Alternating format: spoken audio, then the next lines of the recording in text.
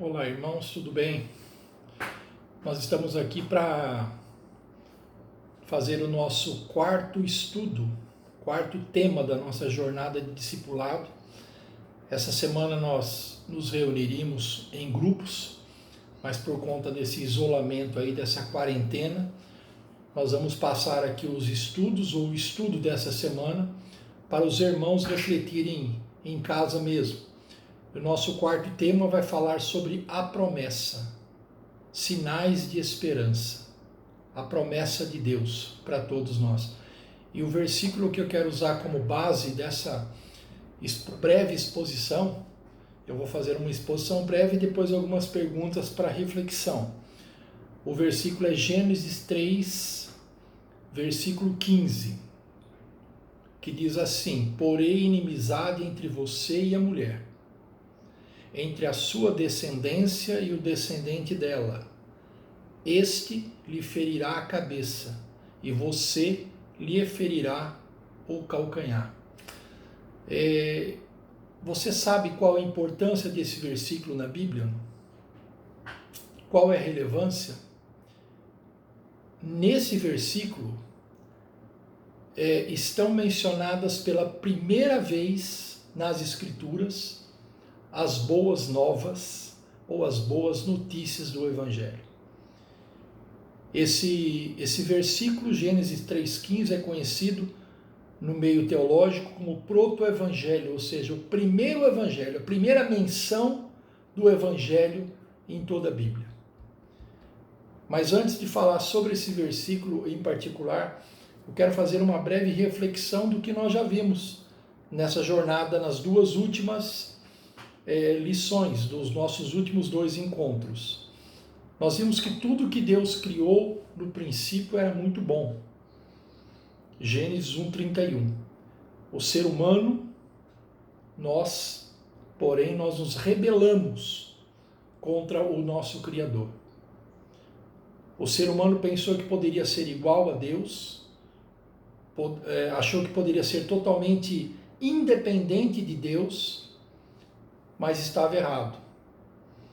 Então o pecado entrou no mundo e acabou então com essa perfeição, com essa harmonia, com essa beleza original que Deus criou. O coração do homem, então, nosso coração, passou a ser dominado pelo pecado e ele se tornou arrogante, egoísta, ganancioso, maldoso. O pecado separou então o homem de Deus. É o que nós chamamos de morte espiritual. Mas Deus não desistiu da humanidade, irmãos. Deus não desistiu de nós. Deus nos amou desde o princípio, ou desde antes da fundação do mundo. E Ele continuou nos amando apesar da queda, apesar de nós termos pisado na bola. E por causa desse amor tão grande, Ele colocou em ação um plano para reconstruir a história e dar uma nova chance para todos nós, para toda a humanidade. Essa é a promessa. A promessa, o tema do nosso estudo hoje é essa. Deus enviará o descendente da mulher para ferir a cabeça da serpente. A serpente aqui, irmãos, em Gênesis, é a personificação do mal, da maldade. A serpente aqui é o diabo, é Satanás, que é o nosso inimigo, que veio para nos enganar, que veio para nos devorar. Ele está em ação desde o princípio. Lá em Apocalipse, capítulo 12, versículo 9, está escrito assim: o grande dragão foi lançado fora. Ele é a antiga serpente, chamado Diabo ou Satanás, que engana todo mundo. Enganou Eva, enganou Adão e continua enganando o ser humano. E outro texto é a primeira carta de Pedro, capítulo 5, versículo 18, que está escrito: o diabo, o inimigo de vocês, o adversário de vocês, anda ao redor como um leão, rugindo e procurando a quem possa devorar. o descendente da mulher que vai derrotar a serpente. Veja que ele não está falando de um descendente, ele está falando de o descendente. O texto fala o descendente da mulher, referindo-se, é claro, ao próprio Jesus Cristo, o Deus Filho, o Filho de Deus, que abriu mão da sua divindade, veio a esse mundo, se humilhou, se tornou como um de nós, se tornou carne como um de nós. Lá em Gálatas, capítulo 4, versículo 4, Paulo diz: mas quando chegou a plenitude do tempo, Deus enviou seu Filho, nascido de mulher, nascido debaixo da lei. Como vocês sabem, Jesus teve um nascimento virginal, nasceu da Virgem Maria. Mas essa promessa, como Paulo diz, irá se cumprir apenas na plenitude dos tempos. Ali, quando Deus dá essa palavra, através de Moisés que escreveu o Gênesis, ele está se referindo a uma promessa que vai se cumprir. É o início da esperança, sinais de esperança. Para que essa promessa se cumpra na plenitude dos tempos, ou no tempo certo, no tempo determinado, Deus resolve, então, formar um povo, formar uma nação. Então veja bem, guarde bem isso na sua cabeça. As boas novas do Evangelho começam a ser anunciadas no capítulo 3 de Gênesis, logo após a queda, logo após a rebelião do homem. Ali já começam as boas novas do Evangelho. E as boas novas do Evangelho começam a ser cumpridas em Gênesis 12, quando Deus então chama Abrão para formar um povo. Veja que está escrito lá em Gênesis 12:1. Então o Senhor disse a Abraão: sai da sua terra, do meio dos seus parentes, da casa do seu pai, e vá para a terra que eu lhe mostrarei. Abraão, irmãos, é chamado para uma grande missão. Ele será um instrumento de Deus para o início de um projeto visando a redenção de toda a humanidade. Veja que responsabilidade. Sinais de esperança. Essa é a promessa de Deus. Deus diz a Abraão o seguinte: farei de você um grande povo e o abençoarei. Por meio de você, todos os povos da terra serão abençoados. A Bíblia diz que Abraão creu e obedeceu a Deus. Ele partiu para uma viagem sem GPS. Ele não sabia para onde ia. E Deus foi fiel às suas promessas. O povo começou a ser formado. Abraão, Isaque, Jacó, José, são chamados patriarcas, os nossos primeiros pais, aqueles que deram origem à nação de Israel. Deus fez uma aliança, então, com Abraão e com o seu povo. Uma aliança com o povo de Israel. E aqui começa a história da igreja. Israel é o representante de Deus neste mundo. Hoje a igreja é o representante de Deus nesse mundo. E é por meio de Israel que virá o Redentor. É por meio de Israel que todas as nações serão abençoadas. É por meio de Israel que nascerá o descendente da mulher que vai ferir a cabeça da serpente. E para que Israel seja um exemplo para todas as nações do mundo, Deus passa a se revelar e habitar no meio deles. Deus faz sinais, maravilhas, Deus dá livramento, provisão, direção, vitória. Deus prescreve leis para que eles vivam em harmonia com Deus, com Ele mesmo, e uns com os outros. Infelizmente, o pecado ainda traz consequências. E muitas vezes esse povo de Deus, apesar de ser tão abençoado, se desvia e desobedece. Muitas vezes ele tenta seguir também o seu próprio caminho, como fizeram Adão e Eva. Mesmo assim, irmãos, Deus continua sendo fiel. Deus continua amando o seu povo.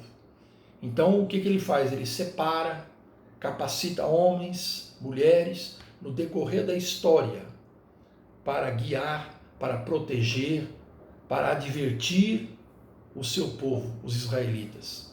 Ele também levanta reis, envia profetas, unge profetas para corrigir o povo e para lembrar a todos que ele fez uma promessa e vai cumprir essa promessa.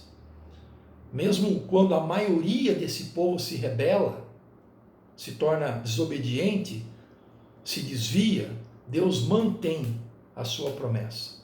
E Deus sempre preserva um remanescente fiel, para que essa grande história continue no decorrer do tempo. Deus, irmãos, nunca perdeu as rédeas da história. Guarde bem isso. Ele nunca perdeu as rédeas, o controle da história. Ele é a esperança não só de Israel, mas de toda a humanidade.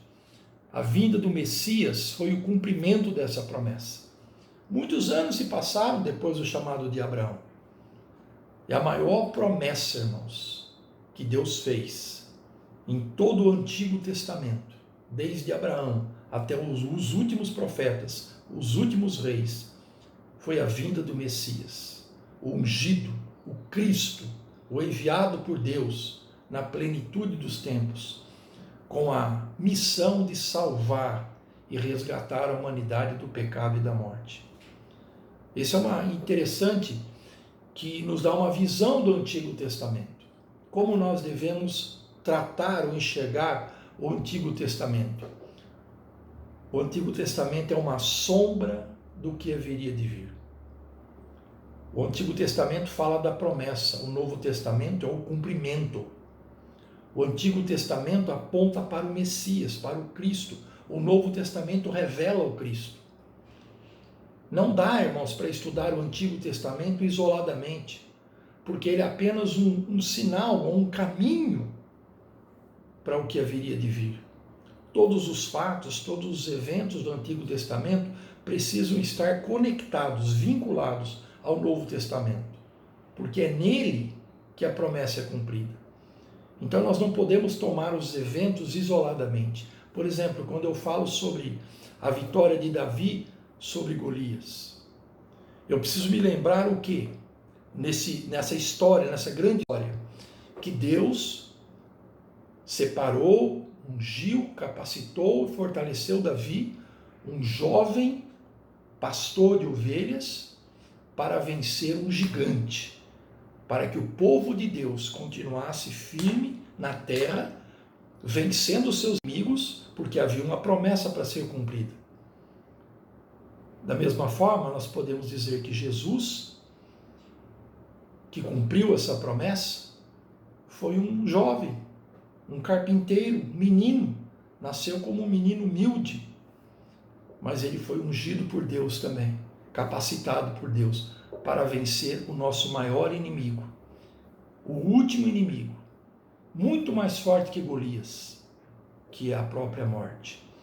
Isso é relacionar o Antigo Testamento com o Novo Testamento. É ver que todos os fatos do Antigo Testamento têm um fim, têm um propósito, têm um alvo, que é o cumprimento da promessa em Jesus Cristo. Abraão, irmãos, foi fiel ao seu chamado. Por meio do povo de Israel é que Jesus veio ao mundo, nascido da mulher, da Virgem Maria, para pisar na cabeça da serpente, do diabo, de Satanás, o nosso inimigo. Hoje, a nossa esperança está em Jesus. É através dele e da obra que ele fez na cruz que todos os povos da terra são abençoados. Hoje nós somos a igreja, o povo de Deus. E nós é que somos chamados para fazer parte dessa grande história da redenção.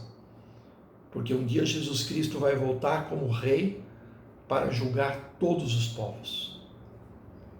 Nós precisamos fazer a nossa parte, como parte dessa história. Hoje nós somos o povo, o novo Israel de Deus.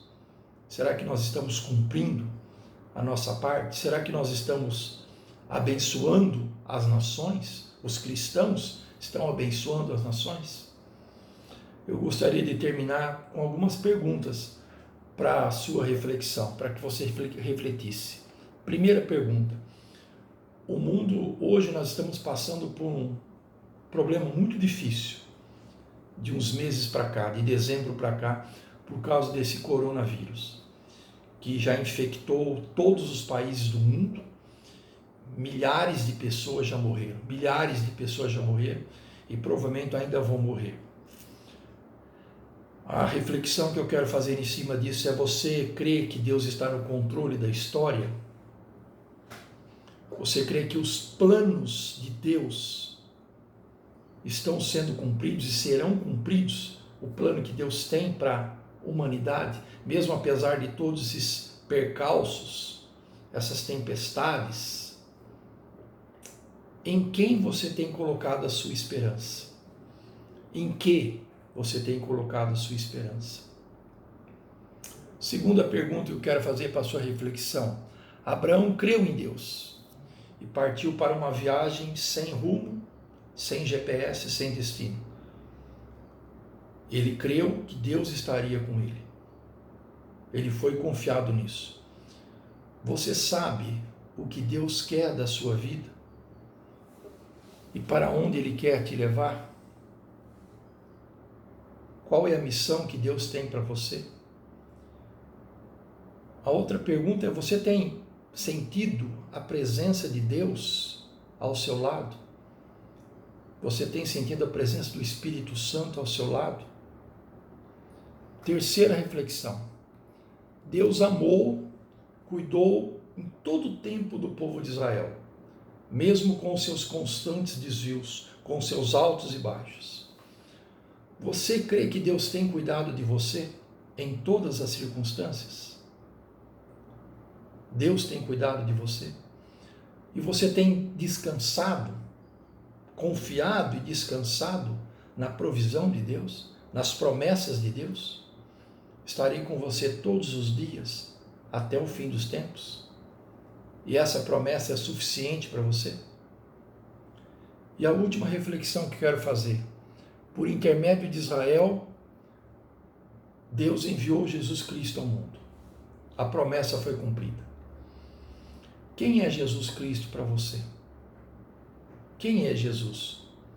Você crê que Jesus Cristo é realmente o Filho de Deus? Você crê que Ele veio ao mundo para resgatar, para salvar a humanidade do pecado e da morte? Você já convidou Jesus Cristo para ser o seu Salvador pessoal? Você já convidou Jesus Cristo para entrar e reinar no seu coração? Provavelmente a maioria de vocês vai falar que sim, já fez isso. Então, se você respondeu sim, agora eu quero fazer uma outra pergunta: que diferença isso está fazendo na sua vida? Que diferença isso está fazendo no seu dia a dia? Até que ponto você está sendo abençoado com isso e está abençoando as pessoas ao seu redor? Que Deus te abençoe, irmãos. Que Deus abençoe toda a sua igreja. Continue orando, separe um tempo agora para orar pelo mundo, pelas vítimas desse vírus, desse coronavírus. Separe um tempo para orar pelos médicos, ou por todos os profissionais de saúde, por todas as pessoas que estão envolvidas nesse processo da saúde, limpeza, todos aqueles que estão expostos a esse vírus. E orar pela Igreja de Cristo, para que a Igreja de Cristo, nesse momento, seja realmente uma luz, como Jesus é luz. Seja uma luz e possa, de alguma forma, abençoar toda a humanidade, abençoar todo mundo. Um grande abraço, Deus abençoe e até a próxima jornada. Amém.